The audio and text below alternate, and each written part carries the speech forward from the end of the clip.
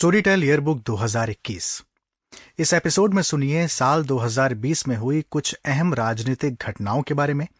लेकिन उससे पहले भारत की राजनीतिक संरचना के बारे में थोड़ी जानकारी ले लेते हैं।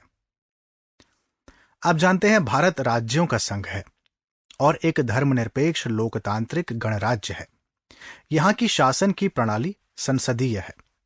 अब यहां बहुत से शब्द आए, जैसे संघ, धर्मनिरपेक्ष, संसदीय प्रणाली, लोकतांत्रिक गणराज्य। भारत में संविधान का ढांचा एकात्मक भी है और संघात्मक भी।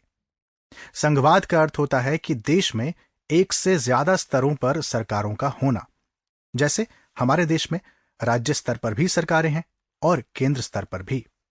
मतलब साफ है कि यहां शासन की एक ऐसी व्यवस्था है जिसमें राजधानी दिल्ली में बैठे लोग ही पूरे देश के फैसले न लें, बल्कि ये अधिकार राज्यों को भी हो कि वो अपनी जनता के लिए क्या कुछ कर सकते हैं। इसीलिए संसदीय शासन पद्धति हमारे यहां है। इसका अर्थ है कि सरकार के सभी स्तरों पर प्रतिनिधियों का चुनाव लोग खुद करते हैं।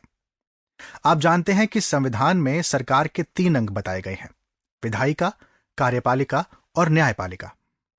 विधायिका में हमारे निर्वाचित प्रतिनिधि होते हैं, यानी विधायी शक्तियां संसद और विधानसभाओं में विभाजित हैं।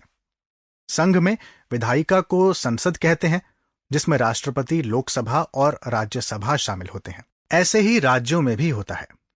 कार्यपालिका में वो लोग शामिल होते हैं जो कानून को लागू करने और शासन चलाने का काम देखते हैं।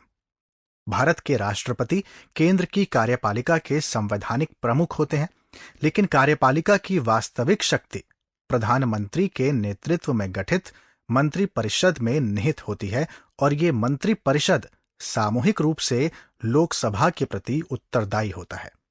राज्यों में यही स्थिति राज्यपाल और मुख्यमंत्री के नेतृत्व में गठित मंत्रिपरिषद की होती है। और न्यायपालिका आप जानते ही हैं, न्यायालयों की व्यवस्था है।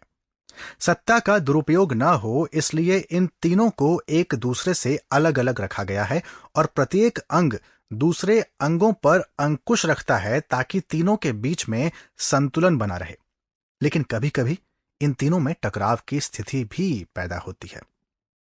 यहां यह जानकारी इसलिए बताई गई है क्योंकि हम सभी से संबंधित जितने फैसले होते हैं वो यहीं से होकर गुजरते हैं।